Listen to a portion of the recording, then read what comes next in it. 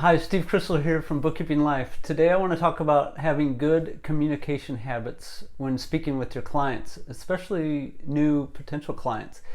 So there's two of them. One is to be personable, and two is to try to be grammatically correct, have good sentence structure. So let's talk about the first one.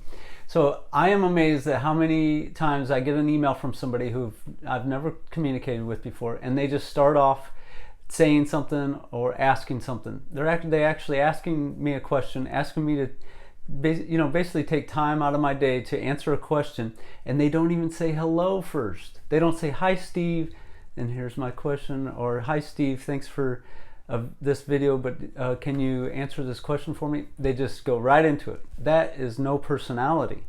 So if I ran into you in the supermarket, I would hope you wouldn't just start asking me a question. You would say, "Hi Steve, how are you? I hope you're doing well," and then go into what you want to talk about. That's being personable. So, and it's so important with a new client is that, and ongoing clients, but you're potentially working with this person. Hopefully they're going to be giving you their money for many years to come. So start off on the right foot. First impressions, you don't get a second chance to make a first impression. So you may not even get that client. You get off the phone with them and you're shooting them an email and you're not personable. They might be sensitive to that and say, I've spoken with somebody else and you're not personable and the other person is. A lot of times, most of the time, clients will want to work with a bookkeeper that they feel like they can connect with, and if you're not personable, you're not going to be able to have that connection. So be personable. Say hello. Ask how they're doing. Say you hope they're doing well. That kind of thing shows your personality and makes you more enjoyable to work with.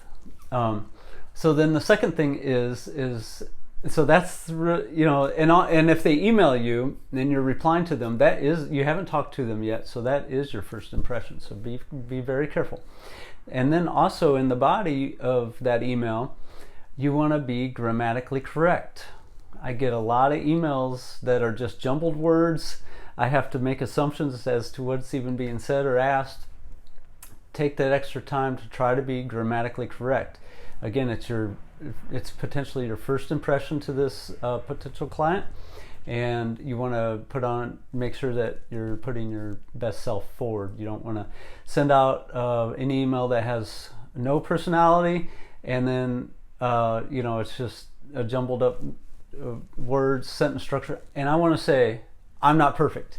I don't speak perfectly, obviously, and I don't write perfectly either, but I do take the extra time when I'm writing an email to try to be grammatically correct. If I'm asking a question, it should have a question mark at the end of it, and if I try to be clear in what it is I'm asking for, or what it is I'm trying to say, and with the proper sentence structure.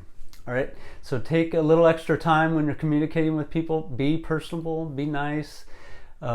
Pretend you're bumping into them at the supermarket. You would say hello first. How are you?